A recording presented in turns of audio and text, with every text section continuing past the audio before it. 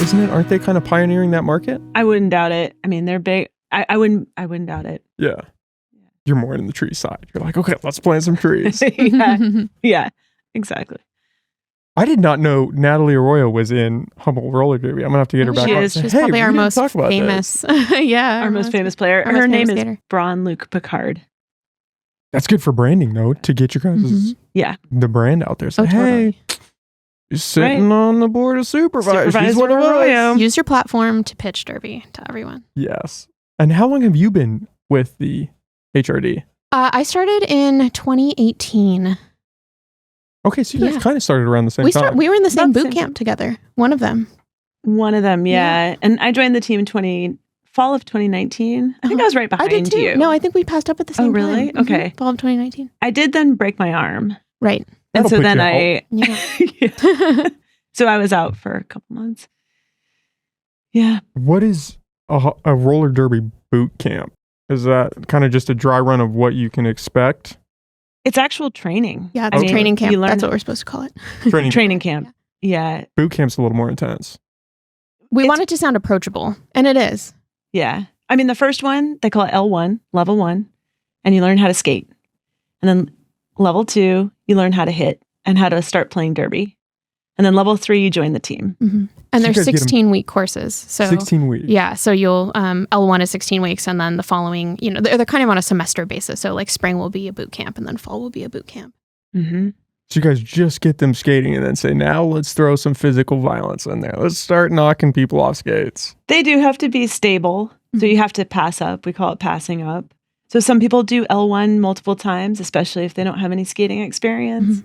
Because you have to be able to stand up confidently, stop, turn. And yeah, then most people are kind of excited to start physical contact. And no one's throwing like wild hits in L2. Okay. It's just a little, bumping going on, I think. Okay. What's the breakdown? Is it 4 weeks between L1 and L2? Can you just stay in L1 for the full 16 weeks or?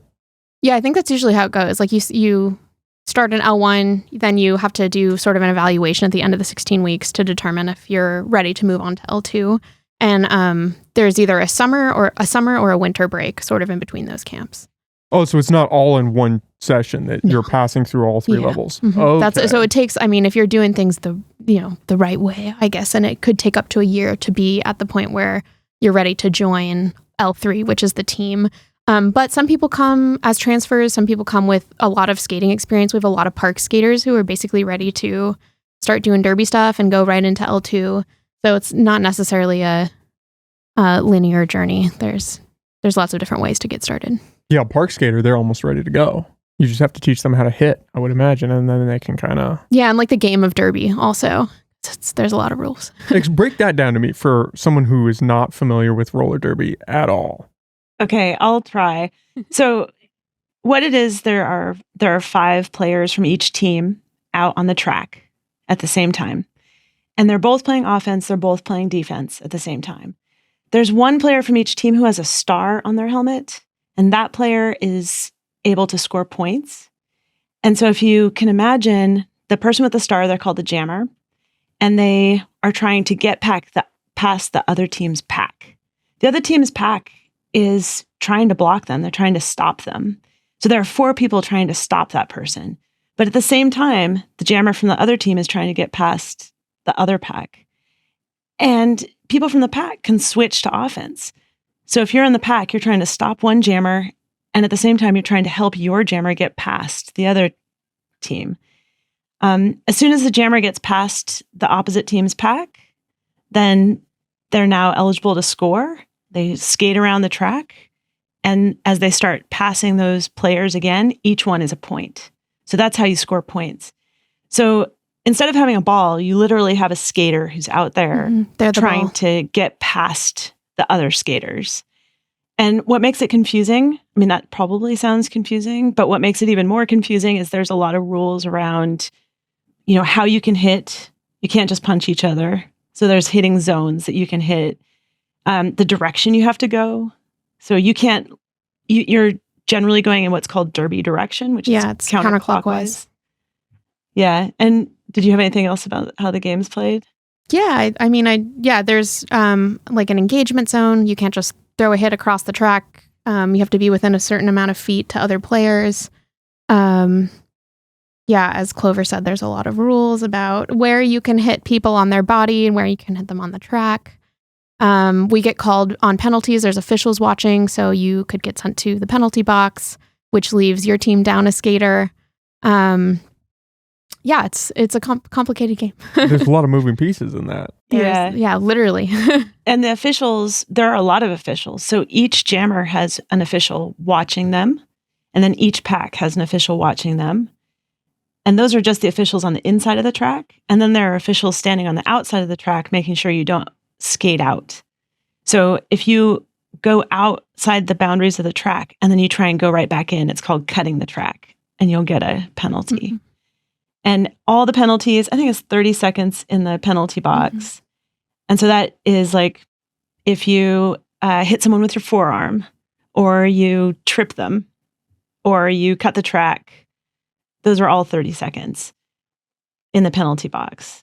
But so I was sorry to interrupt. I was envisioning a track almost like NASCAR, but you can go on and off the track. So is it shortened in terms of what you can flat skate? Track derby, which it basically means you need like a large space. I don't know what the exact dimensions of our track are, but it's taped off into an oval shape. So you can physically leave the track quite easily, but if you cross those boundaries, then you have cut the track and you must re-enter the track legally. So it's not like the traditional, 1970s bank track derby where if you leave the bank track, you're flying off of a raised, platform. It's not like that anymore. The game has slowed down quite a bit and it's gotten a lot more strategic. So we're not necessarily just flying around, at top speed, knocking each other off a bank track. There's a lot of strategy. We have assigned positions, whether as a jammer, there's usually 3 blockers and a pivot. So there's different positions as well.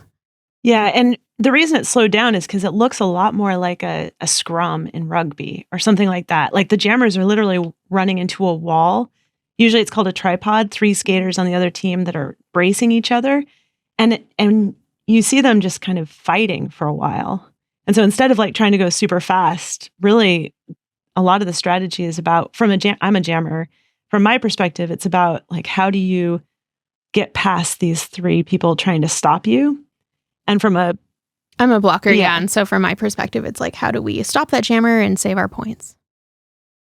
Or help our jammer. When you were saying out of bounds, that's what I was envisioning, was somebody flying into the stands. I was like, oh, okay, people that's do a go little flying. more That does happen occasionally. But it's a lot less like, I think the old style was kind of almost like wrestling or something. Like WWE wrestling. Yeah. I think that people could kind of do like, what do they call that? Clothesline, Yeah. Just. It was very theatrical. We are trying to like legitimize our sport.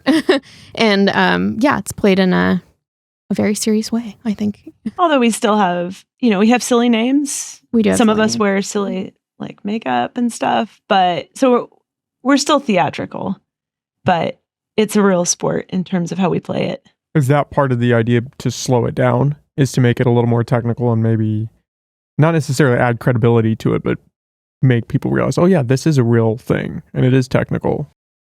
I don't know if that's why the switch happened from bank track. I think the switch was really just practical. Like people couldn't afford to house these enormous bank tracks. But it's really easy to set up tape in a flat concrete circle. So I think that's why that happened. And I think just the natural development of the sport was like, because you're not flying around this bank track, it slows down. And like, how do you do that to the best of your ability? Well, we're going to now play in tripods. We're going to now have strategies about what we do off the line, things like that. Yeah. What I've heard is that when people started to figure out, that it's not just about racing around the track, that you're trying to not let the other team score points. And so the whole bracing strategy really started being this huge thing where there's 3 people and they're in a triangle and they're bracing each other.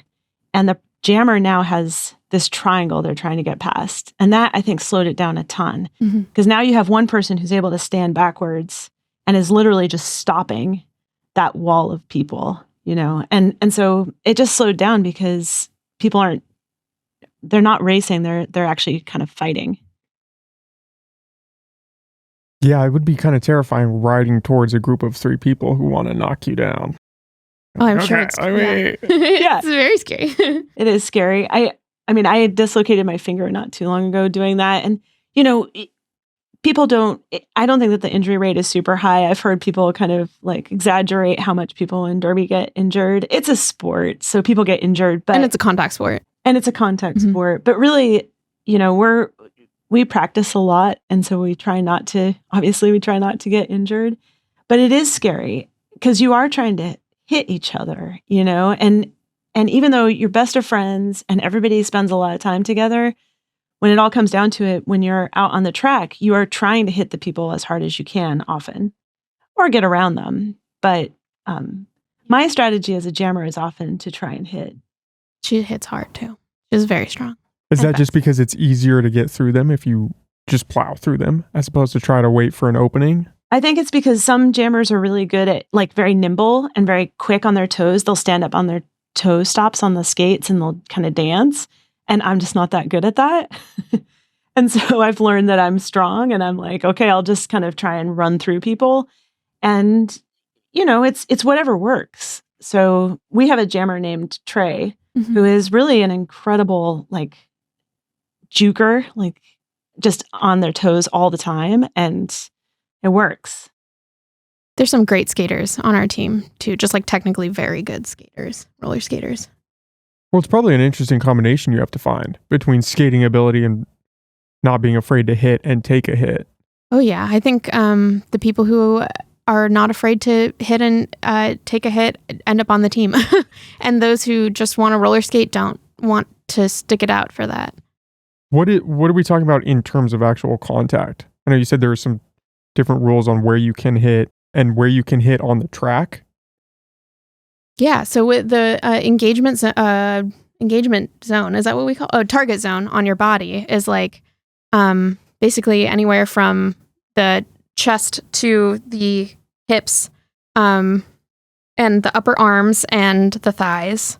If you're facing the opposite of derby direction, all that is fair game. So if we're all playing in a counterclockwise direction, but I'm turned around facing backwards, I can just get blown up. This is all fair game, right? However, if somebody's hitting me from behind in derby direction, they can't hit me square in the spine. It's upper arms, shoulders, right and left of the spine, So and the two hips. sides. Yeah, the sides. So you just can't hit somebody right in the middle of the back. Yeah. And then you can't, No, basically, you nothing can't with hit your their head. face. Or their legs. You can't just like kick somebody's legs out of them. You Just wash them out. Mm-mm. Yeah. Yeah. So a lot of it when you're seeing people play derby is one person going in and they're hitting a lot with their shoulder and their hips into the other person's body, like shoulder, hips. And yeah, if somebody's facing you, you can hit anywhere. So they'll hit the stomach or chest or whatever. And so it looks a little bit more like, it's a little bit like tackling maybe, except you never lead with your head. So yeah. So you could actually go almost like Superman style and take them out as long as you're hitting one of those points of contact? Or I'm not sure what everybody's you staying mean on by the- that. You can't No, because you you can't. can't hit with this. Okay. So Chowder mentioned like where you can hit other people, and also as you're hitting someone, you can only use certain parts of your body. The big one is you can't use your forearms, and you'll hear there's a lot of forearm penalties. That's what I get the most often because you want to do this, It's like That was instinctual just- to yeah. like protect Yeah. your body, but And- you can't. but you can do this That's and true. hit. It has to be connected to your body, though. You can't. Yeah. So when you're hitting someone, you can only hit with your shoulder down to your knees, basically, but you can't like do this. And it's often very low and in sort of sweeping motion. So there's a lot of, pushing off the track like that with the hips or the shoulder. With the goal being to knock the person off balance, right? Yes. Is that Yeah. kind of the point? Yeah. Is you want to get them to the ground because then You don't necessarily need to get them to the ground. You just need to get them out of your way or your jammer's way so they can pass. so they can pass. Yes, Okay. exactly. Yeah. Yeah, and there's a lot of people who will hit to kind of try and knock people also out of bounds Off the track. off the track, right? And that's a strategy also, but as Chowder's saying, like really a lot of the hitting is just get them off balance long enough so that the jammer can get by. And so it's all about the jammers on each side. Chowder also mentioned that there's a pivot. So the other person who has something on their helmet, it's a stripe, and the pivot is the only person who can actually take the star from the jammer and become the jammer during gameplay. So the pivot is out there. That's why they're called the pivot. They can pivot from playing in the jammer, playing in the pack, and then if their jammer is stuck, then the jammer can take the star off their head and hand it to the pivot. I'm not even And sure if then we mentioned the helmet covers at first. The jammer always wears a star helmet cover. Yeah, Yeah. the star. Oh, did we say that? But I Okay, didn't good. know about the pivot. Yeah, the pivot can become the jammer. Right. Mhm. And it's the only person who can become the jammer. And so then all the packs are now looking at that new jammer. They become the jammer, and now they're all trying to stop the jammer, the new person. Mhm. And that pass can happen very strategically also. Yeah, like the jammer could take off their star and like kind of hide it and pretend to give it to the pivot, and the pivot like pretends that they have it or whatever it is. You know, they don't Psych have out the to other pass. team. But yeah, that's most of the basic rules.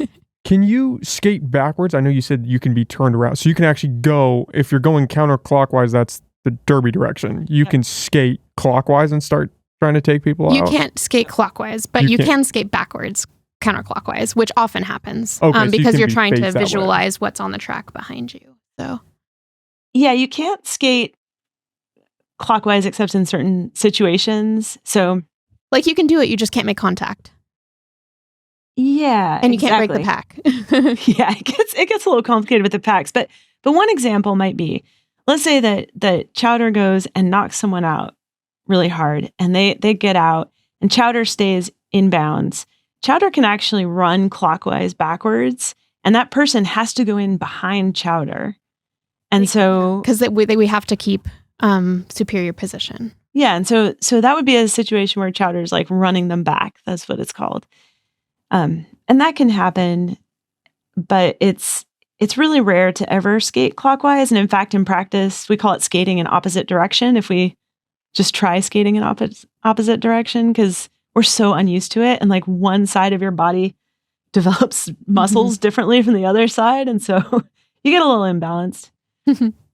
But So the skating does happen, but it's rare, and you can't make contact. Like if you need to rejoin your teammates and they're down the track from you in the clockwise direction, you can go back to them and you won't be penalized unless you all are a certain distance from the rest of the pack.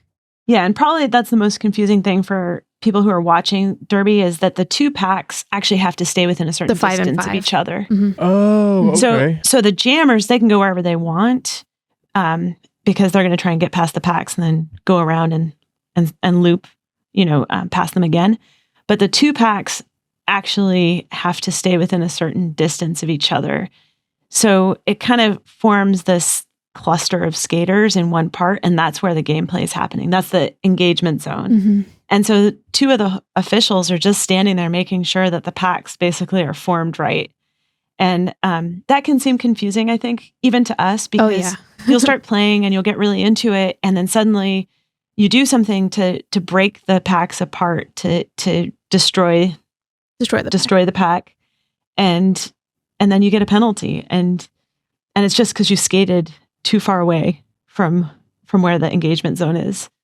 So that actually, when you were talking about slowing it down, that probably slows it down the most. There are all these rules that force people to be together, and that means that you're forced to kind of be in this cluster. And I don't totally know that this is true, but I feel like the reasoning for that is that you can't just skate away from the jammer to avoid getting your points taken.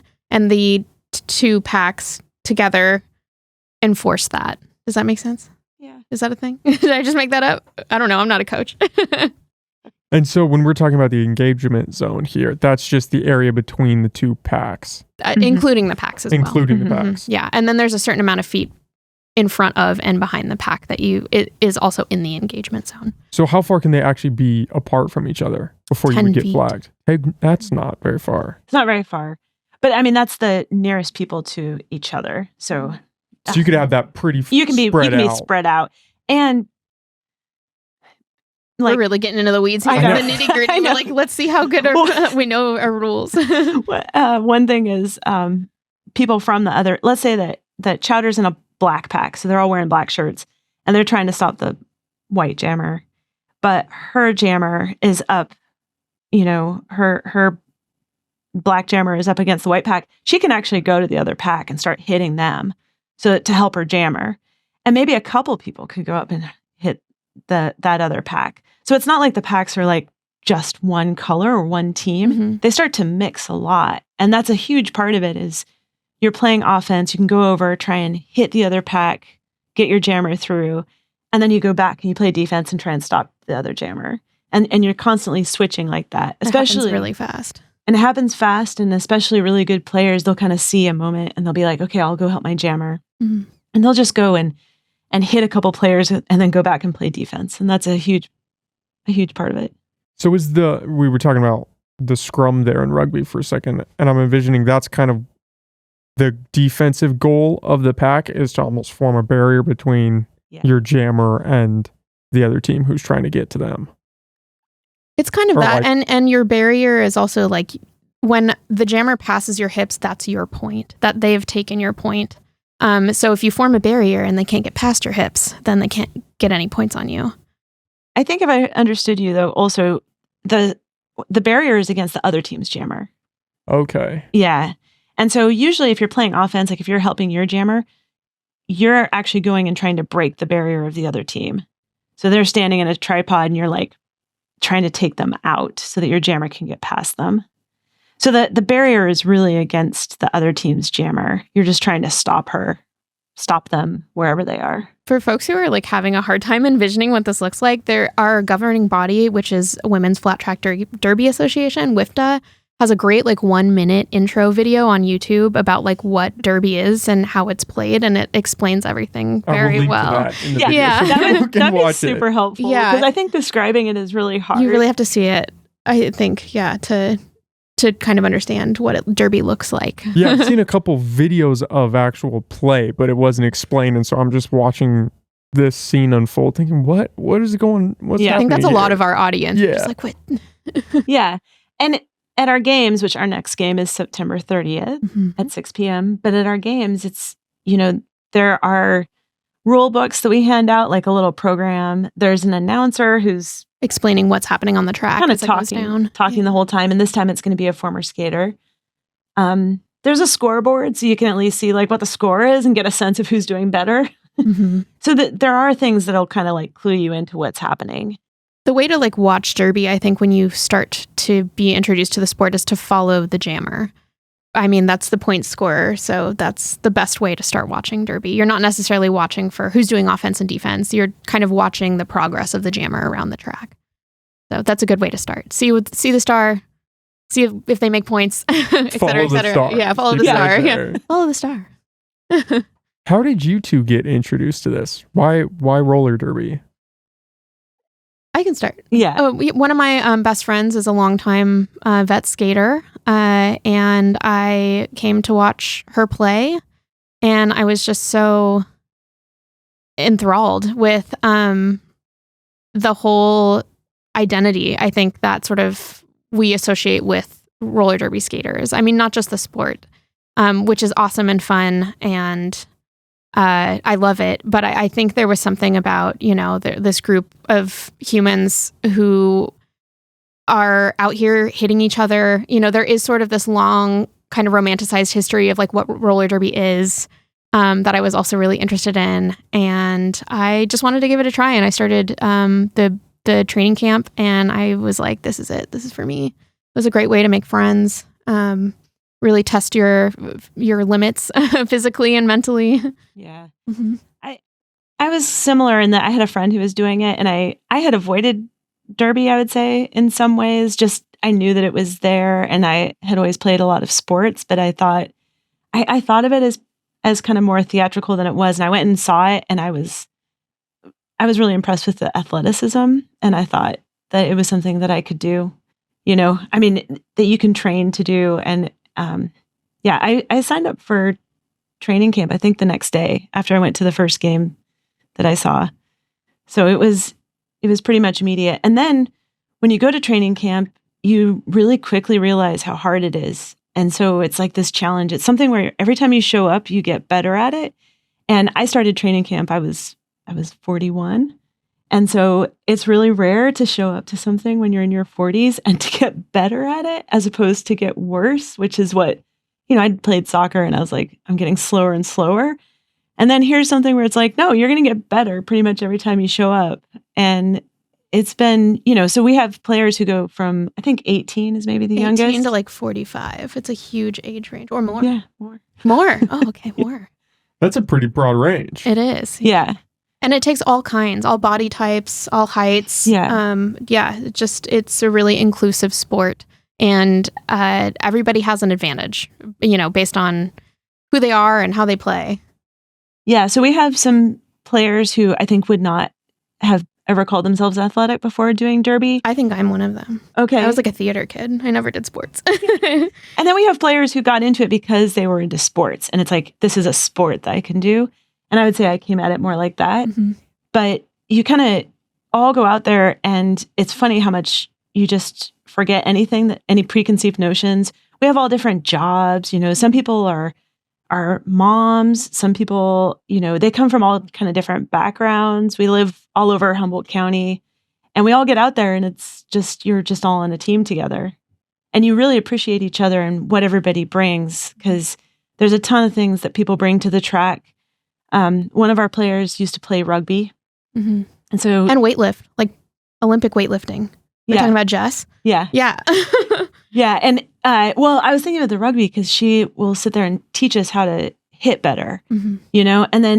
And then somebody else, knows how to do something and they always just bring it to the team. And because it's volunteer run and we're all kind of learning from each other, like our coaches are volunteers too. And so we're all just out there like figuring this out together. It's very collaborative. Mm-hmm.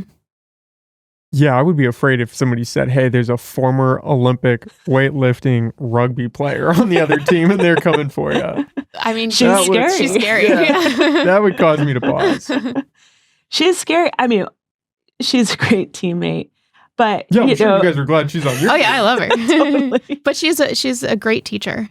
Yeah, Yeah, she's taught me a lot about blocking. And we're very different, like, in our styles and everything. So yeah, and you have to recognize that you're not going to be able to all do the same thing. And so that's a cool thing is that when you go out there, you kind of watch people that you think you could do what they do. And then you try and do it because you're not going to be able to skate like somebody who's just completely different from you physically. And so we all kind of develop our own styles. And often, like you'll say some move and you'll point to a player if you're trying to describe the move because they do it. Mm-hmm. And it's like their signature, and nobody else. And then you try and learn from each other. But often somebody will try something, somebody will get really good at something. And then you're like, okay, that's something we can try. And then they turn around and teach it to the rest of the team. Yeah. That's a cool aspect. Yeah. Yeah, there's a lot of learning constantly happening from all levels.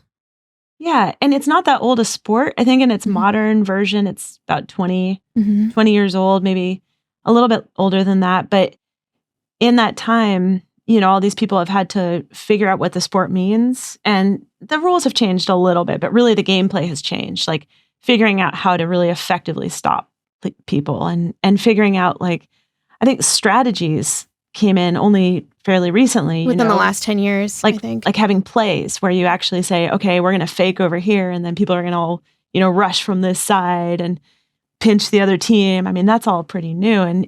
And so that idea of having like a set play is not something that was original to the game. I didn't even think about that. I thought you guys would be going out there, okay, we're going to pass and we're not going to get past. This is our game Yeah, plan. totally. Yeah, it's ever evolving. It's always evolving. It looks different even, I feel like, than when we started, 5 years ago, which is really exciting, I think. And to watch it grow, it sort of is this DIY movement. And suddenly, we have the best skaters in the world who are being sponsored by Red Bull and things like that. So it's cool to see it grow. Yeah, the best teams in the world are from Portland and New York. Those are the two sort of, I'd say. I think Victoria is. Australia. Yeah. Victoria, Australia. So there's several great teams and they're really fun to watch. Like if you just go on YouTube and you type in, I think. Rose City Rollers. Yeah, Rose City Rollers. Yeah. And a couple of our players recently went to skate with Rose City. We're very proud. That's like the derby. We are very proud. They've made it. Yeah. So I think HRD is a really, really good team, especially for how isolated we are. Like it's hard How to rural. get people to come here. But we have probably the best bout production of anywhere that I've ever seen. We have lights. We have a band. Live band. A live band. that- Announcers, concessions, Yeah. merch sales, Oh wow, you guys have a lot going on. beer. That's a good That's selling. important. That's important to have. Local beer. Yeah. I mean, it's a whole event. And then, people come again and again. Most, a lot of people kind of come and check it out and just want to sort of party. But I would also say that as we grow in competitiveness, it also becomes like a lot more exciting to come and watch and see. Because before COVID, the team was ranked 84 somewhere in there. of like 400 teams in the world, which In the is world. really good Oh, for a that's pretty tiny rural Yeah. community. It was one of the top ranked in terms of like for areas of our size. And so, they got so good. And then COVID kind of wiped it all out and now we're rebuilding. But, it's that happens with volunteer run organizations. You have to get people back on board. Our officials are all volunteers. Mhm. Yeah, we are a nonprofit. We all have roles in running the league as well, whether it be, committee coordinators, things like that. Well, Chowder runs PR. I run PR. And I run recruitment for new skaters. And so, we all have to do something to run the league. Mhm. It's a big part of skating is not skating. Yeah. Yeah. We spend a lot of time doing not skating, Yeah, we have to doing the have business meetings. stuff. Yeah. Asking people for money. Yeah. But a lot of that's pretty easy because people in the community really love Derby. So a lot of it, when we have to go fundraise, you don't have to sell it. People are pretty into it. Mhm. They want to have posters up. They want to support the team. So it's not that big a sell, Humboldt loves local sports. Yeah. Humboldt's pretty good about loving local, period, which is, True. Yeah. I think, a unique thing. I think that's Especially- why our bout production is so good. Yeah, I would imagine, especially just people wanting to come out just to support. Say, oh, you're a Humboldt roller derby. Like, we'll come just support you for that, and then figure out what roller derby is along the way. Yeah. Exactly.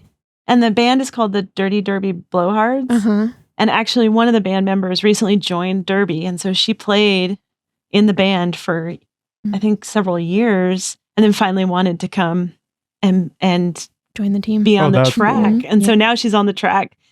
I think that September 30th will be her first game ever. Yeah. So it's been really exciting. Like, I think that people kind of get pulled in. And a lot of people get burned out also. There's quite a turnover. Some of it is just that it takes a lot of time. I mean, we practice 3 days a week. 3 days a week, 2.5 hours Mhm. each practice. Plus your other responsibilities, league responsibilities. It can be quite a lot. We also do have people who have been skating for 10 plus years with Humboldt Roller Derby. So How long has Humboldt roller derby been a thing? it was founded in 2007 by a local entrepreneur and badass Jen McMahon. And she owns Still and Primal Decor, those local businesses. And then it was officially chartered with Women's Flat Track Roller Derby Association in 2010. So yeah, since 2007. So not crazy old. No. Still fairly new. hmm Mm-hmm. Have you guys? We were talking about the COVID thing. Was it hard getting players to come back, or was it just hard getting fans to come back out to the stands? It was hard getting our vet skaters to come back. A lot of folks had moved out of the area, which I think was really common during Yeah, I think a lot COVID. of people moved. Yeah. And I think people, were just burnt out, as Clover was saying, from years and years of dedication. And we're just ready to take a back seat. So it was hard sort of recruiting again for the first time after 3 years. Yeah, I'd say that recruiting for the training camps has been super easy because a lot of people, we had several years where we weren't able to recruit any new people. And you go out on the trails and stuff and Everybody's you roller see skating. people roller skating. I think that happened during COVID. So people were excited to try and come as new skaters. But the veteran skaters, it was hard because you could see it, like there was so much effort put into this league. And you just knew, okay, coming back, it's like, we've got to start it all over again. Mhm. We've got to start going to meetings, going to practice, Yeah. like it took us a year of just practicing and scrimmaging to get to the point where we could even schedule games. So, it's been a long road to get here. Yeah, it was hard to, we weren't necessarily ready to host games because we didn't have enough competitive teammates, whereas we had a huge pool of training campers, but not enough folks to say, like, we're going to have 2 competitive games on this Saturday. Yeah, it's hard getting the gears fired back up again when they've been stagnant for a while. Get people, okay, we're going to put in this amount of work again after taking X amount of time off. Totally. And I think some of the folks who had played in, 2018, which was like Humboldt Roller Derby's peak of success, were wanting to come back to that level of competitive play. And like the rest of us weren't at that point yet. Whether because we were newer skaters who had just taken a bunch of time off, or there just weren't enough of us. So I can totally see why, it just didn't feel quite the same to come back to that. Do you guys is this a rotation team, or do you have 5 solid team members, and then if somebody's sick, then you kind of pull from the pool? So the actual roster of skaters is 15 skaters on each team. For games. For the game. So you have 15 skaters on each team. So that 5 on the track, they're constantly rotating. Oh, I thought it was just 5 people the whole time. I know, we should have told you that. Yeah, okay. they're 2-minute jams. It's 2-minute jams. Okay. That's a maximum. The jammer actually can stop the lead jammer, whoever's in the front can actually stop the jam at any point. But yeah, it's maximum 2 minutes, and you're pretty exhausted. I mean, you feel like you just were fighting for 2 minutes, and then, you get a break. Mm-hmm. So usually in a game, there's at least 2 packs, 2 full packs, and 5 jammers, and then a couple extras for the packs. So yeah, you're rotating. Mm-hmm. Sometimes it happens fast, though. Sometimes it's not even a full 2-minute jam. Oh, so usually it's not a full 2-minute You're jam. playing a lot. The person, whichever jammer gets out front first, so gets past the other team first, is called the lead jammer. And the lead jammer can call off the jam because maybe they get out first, get around and get points, and they see the other jammer just got out and is about to go around and get points. They can call it off. And you call it off by hitting your hips, and whistle goes and it's done. So you call it off to get so that the other team can't get points. But it does sometimes go for 2 minutes, and that's the longest 2 minutes of your life. Exhausting. It is so tiring. And I once played in a game. Actually, it was recently. I went up to Southern Oregon, and we played in a game against Southern Oregon where it was super fun. But I think I had 3 2-minute jams. I've never had that before. And I was almost like angry with the bench coach who was telling me to keep going because, it's a lot. It's a lot. Yeah. You get so tired. And I remember watching it the first time I watched Derby, and I was like, it seems like they're sitting a lot. They get a lot of breaks. And you just can't believe how tired you get in just a couple minutes. You could be out there for 30 seconds and it feels like forever. And then you sit down and then it seems like you're up and you have to go out again. Especially as the jammer, I think. For the jammers are the ones who are sort of trying to push that forward momentum. And so it is tiring. I feel like packs don't want to be jammers. Mm-hmm. Whereas jammers sometimes become part of the pack kind of voluntarily. Like they'll say, we've had jammers come back and say, I don't want to jam. And they'll try and become part of the pack. But I do think that jammers, the easy part about being a jammer is you have one job. You're just going forward. Mm-hmm. Whereas packs, they actually have to know what's going on. So jammers are sort of just you're just going forward. It's very easy. Sole focus. Yeah. Like you don't think. How many people are in our league, though, in total? Right now? Yeah. I would guess like 30. Yeah. 5? Maybe about 35 folks that come to practice regularly. Oh, okay. Yeah. Not including, volunteers and officials and all that, just skaters. Right? 35? Does that sound right? That's probably a high estimate. I'd say a high estimate. Okay. But before COVID, I would say there were more than 40. Yeah. Mm-hmm. And some of the 30 or 35 that we have now are new. And so, they're figuring out how to go out there, and the first couple scrimmages that you play are so confusing, and They happen so fast around you. yeah, it's like chaos. One of our skaters just had her first scrimmage, and it's a really fun experience, but you get penalties constantly. You don't know what you did. Mhm. You're People just are yelling at you. yeah, everybody's yelling at you. You don't know what's going on. It takes a few scrimmages to understand what's going on. You got to get a couple games in. Totally. So when you do a full 2 minutes, what is there like a 30-second break there? No. Well, not in that 2 minutes. No, after the 2 minutes. So say Oh, you yeah, do 2 'cause minutes then- and then somebody calls a stop to the jam. Oh, yeah. So after the 2 minutes, you would go sit down on the bench because another jammer would go out. It's pretty rare that a jammer would go 2 in a row. So a jammer, you have like a rotation of people going in, and they're just constantly rotating. I'm not sure what the timing is between jams, though. Like, usually it feels like the jam ends, you go sit down, the other team gets up, gets on the track, and then it begins. Like, I'm not sure if there's It's kind of an actual happening at the same timing. time. It is, So yeah. the jam ends, and as the players get off the track, the next players are getting on the track, and you go again. Mhm. You go again.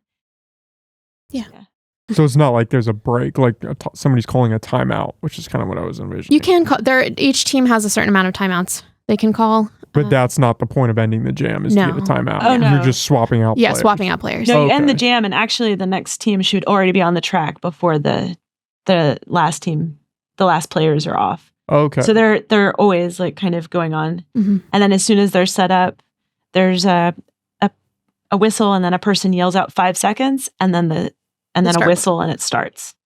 So yeah, it's pretty quick. Yeah, that's a pretty fast pace. How long do the matches normally last? An hour? Well, they're 2 30-minute halves with a halftime in between. Each 30-minute half often lasts longer than 30 minutes with timeouts and, Sure. official reviews and things like that. So games can go, up to 2 hours, I would say.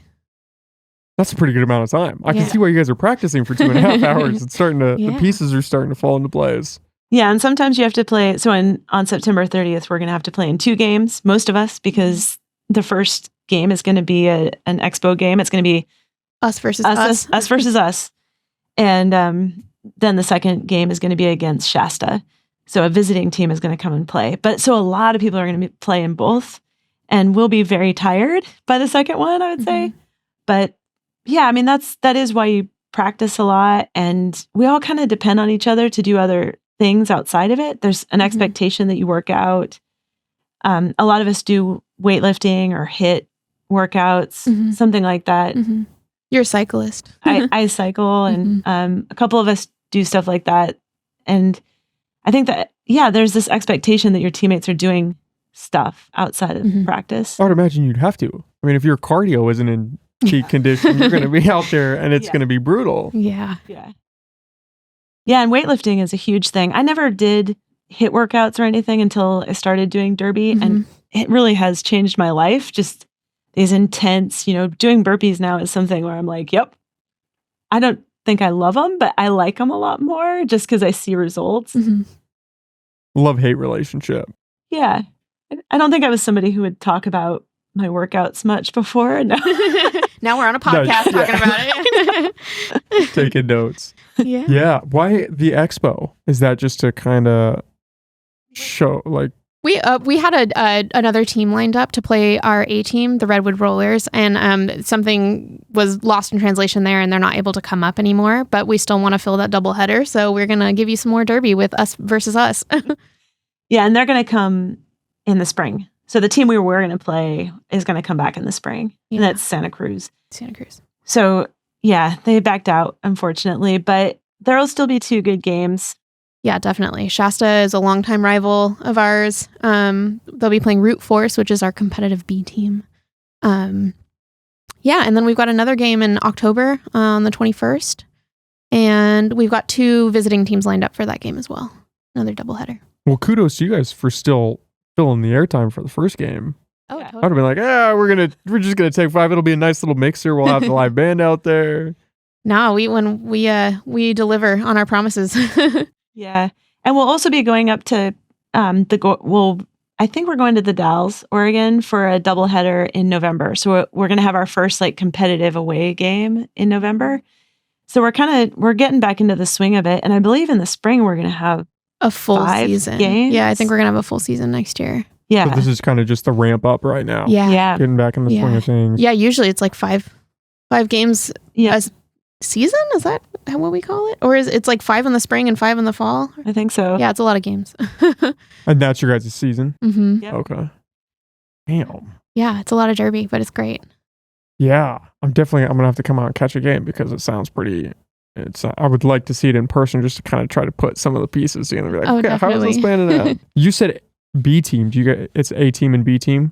Yeah, we have the Redwood Rollers are our competitive A team, and then we have a competitive B team, Root Force, and there's a lot of interchange between the rosters often. Folks will play on both. We also have 2 home teams, the North Jetty Betties and the Widowmakers, and that is just us split up so we can scrimmage each other, basically. We get put on a home team once you've passed up. And we're both Betties. We're both Betties. And right now, the reason we can't play Betties versus Widowmakers is because we don't have enough widows. Yeah, we don't have enough widows. So we're going to be playing black versus white. I mean, it's basically is the teams. They're just going to try and split it up. And I think it's going to be emo versus emo versus glitter, something like that. Some silly, so it'll be kind of a fun dress up, situation. There is a history of doing playing games, expo games at RollerCon, which is this huge festival of roller skating in Las Vegas. I went this year. And you could talk to it. There's this history of doing scrimmages of kind of strippers versus strippers. Yeah, or something. And, so there's a history of that. I don't think that we're quite that. Yeah, no. Derby does have a humorous side too. That, it's got a good sense of humor. So unofficial games will be, at RollerCon, there was a Average Joe's versus Global World Gym from Dodgeball. People like to dress up. It doesn't affect the game necessarily. I mean, people are still playing hard derby out there. We're just doing it with a costume on and full gear. So it does have that WWE style that you were talking about. Oh yeah. I mean, when you try and come up with a name, most people will try and have some sort of pun. Yeah, we all have nicknames. Nobody really knows each other's real names. Chowder and Clover, you guys are throwing that around. Well, my full name is Cloverkill. Mm-hmm. And I'm Slam Chowder. Yeah. Slam Chowder. Yeah. Mm-hmm. And so we don't always know each other's names, actually. And sometimes people will say, oh, I know so-and-so on the derby team. And you're like, I don't know who that is. But you do. I mean, some of us know each other outside of derby. This is a small community. So a lot of us know each other in multiple ways. But a lot of us would never have met if it wasn't for derby. And that's what I really like about it is I've gotten to meet all these people that I definitely never would have known. And you get super close to them. And it doesn't really matter what else is going on in your life. You can appreciate this time that you spend together and that you're part of this team and you're all trying to do something, together. Yeah, I love it. I look forward to derby every day. It's great. Well, that's what's beautiful about team sports is you get to build that camaraderie with each other. Even if you don't know who this other person is, where they come from, their background, what their job is, you're coming together to do this one thing for whatever amount of time. And then you go back to your other life. Mm-hmm. Absolutely. Yeah. Okay, well, I appreciate you guys coming on and talk to me about this. Yeah, I think so much. Hopefully people will come out for the September 30th show some support. And that's at Redwood Acres. Yep. People that don't know. Mm-hmm. Always at Redwood Acres. People can come watch scrimmages too if they want to. I've known a couple people who came out to scrimmages to try and learn the game. And then they come to, they become fans. Often it's because they know somebody who's playing. But definitely the games are a step up. They're more exciting. You can drink beer. You can, people around you are cheering. And it's loud. There is an announcer. There's also a DJ and a live band. So it's just noise on noise. A lot of moving pieces. Yeah. It's great. Great fun. 6:00 game starts. Doors open at 5:30. The second game will follow when the first game is done.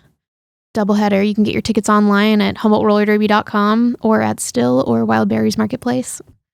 That's my full pitch. You can also buy them at the door, but they're more expensive. So get them online. Get them online. Do you guys have anything you want to plug? Anything else? We just plugged I think that was it. Yeah, I think on October 21st is our next game on the books. That's another home game. Another home game. Okay. Yeah. Follow us on social media. We always are posting about our free public scrimmages, and we do fundraising events also around the community. I don't think we have any on the books right now, but like we poured beer at Oyster Fest, so it was fun to see everybody come out and say hi. Yeah. Instagram, Facebook, all Humboldt Roller Derby. Mm-hmm. Okay. Yeah. We've got a boot camp. Another one will start in the spring. Yeah, so if people are interested in skating, they can email recruitment@humboldtrollerderby.com and get all the information, or just look at our website. And training camps start basically every semester, so like August to December, January to May. And we welcome anybody who wants to come out and try. As long as you can stand up on your skates, we can try and teach you how to do the rest. Mm-hmm. And you do have to have knee pads, elbow pads, helmet, wrist guards. But other than that, whatever roller skates you have, it works. And, people have come out and, maybe they have kind of old gear, or we can loan them gear. Mm-hmm. Like it can be pretty low commitment at first, but I think that once you try it, you really get hooked. I mean, you got to buy the nicest stuff. And then you buy nice stuff. Yeah, get some better gear. Even if you don't plan on joining the team, it's just a great way to get exercise and meet people. And we also always need officials. And often our officials are on skates. We have skating officials. So we need people to do that too. So if you don't want to get hit, be an official. You can still be a part of the team. Yeah. Yeah. And we have, because we are a nonprofit, we have a board. So like one of our board members now is going through the camp, and she just wanted to learn how to skate better. Some people, one of the most important things in skating is stopping. And I'm always shocked. That's probably true. Yeah. I'm always shocked. If you go to a skate rink, so many people don't know how to skate. They know how to go forward, and then they just run into a wall. And so one of the things we teach people, one of the very first things, is how do you stop? And there's many ways to do it. There's many ways to stop. Actually, there's like 4 ways, right? Sure. But yeah, that's a great skill. Yeah, stopping would be pretty important. Otherwise, it's not going to be a graceful stop. I'm just picturing people at roller rinks, and you just run into the wall. People have some pretty gnarly wipeouts, or you run into somebody else and knock them down, and then that's your stopping method. Yeah, that's not what you want. Or people who are outside. I think a lot of people have been trail skating, learning how to skate just as, to get around and enjoy the outdoors. And I think that a lot of them could come to L1 and just learn how to skate a little bit better, and they'll be more comfortable doing outdoor skating too. Yeah. And maybe branch into roller derby in the process. You never know. Yeah, if that happens, We have a lot of crossovers, I think, now, especially after the pandemic. A lot of folks who do both. They're really different kinds of skating, though. Trail skating and park skating and derby skating. Yeah. A lot of different techniques. What is trail skating? Like just actually like outside. On trail? Okay. Yeah. Outside on paved concrete. Okay, I was thinking, is there some skate that would be... Yeah, it's usually like on the, like on the waterfront trail. Mm-hmm. Yeah, I was thinking trails, like, we're going to go out towards... Yeah. They actually do make forest. roller skates with wheels for trails now, but I think they're very exclusive, and I've never tried it. And I feel like roller bladers might have better luck at that kind of thing. That is one thing about our sport is we skate on, quad skates. And those skates are a little bit rougher when you're outdoors. Like it's a little harder to skate outdoors, but they're a lot more nimble for going laterally. Mm-hmm. So we all skate on quad skates. There's probably a rule against rollerblades too. Yeah, I don't think that we do. It's not allowed. No rollerblades. Is it just that mobility aspect that makes them more advantageous? Because you could get more speed on an inline blade, right? Rollerblades are faster. Yeah. But one of our, key blocking techniques is a plow stop, which is basically, you have your skates on and you're putting one skate out in sort of a pushing motion laterally forward. And you could not do that on rollerblades. Imagine a snowplow and skiing. You're doing that. Yeah. And so you can't really do that on inline skates. And on quad skates, you're like very stable that way. Mm-hmm. So having multiple edges is a big advantage to having quad skates. And toe stops. Yeah, the toe stops. The main way we stop is with the toe stop? We walk around on them too. And you walk around on them. You can run around on them. And to stop on your toe stops, you just turn around really fast and put your toes down. if you can imagine. You have to turn around and toe stop. Mm-hmm. So that's another thing we teach you is how do you flip around real fast, you know, so that you can put your toes down. Yeah. Well, yeah, there's a lot of technique in there. Yeah, I would not toe stop. I'd be like, okay, we're just going to come to a slow roll and then we're good. That would be my stopping I'm just going to method. somersault out of it. Yeah. Just sit down and slide and then come to a stop. I mean, one of the first things they do in training camp is practicing how to fall, you know, like, because you have knee pads on. So one of the ways you can stop legitimately is just drop your knee and like slide on your knee. That'll slow you down. That's a legitimate stop. You get really used to falling in roller derby. Yeah. It's like I second would nature. imagine you have to. Yeah, you got to get comfortable with hitting the ground. Yeah. Yep. Okay, well, hopefully people will check this out and go support you guys. Yeah. Thanks for Maybe having sign up. us. Yeah, it was a lot of fun. I appreciate you guys coming talking on. to you. We plugged everything Humboldt Roller Derby, the website, HumboldtRollerDerby.com. Yep. Perfect. Yeah. Okay. Awesome. Thank you. Thanks, guys.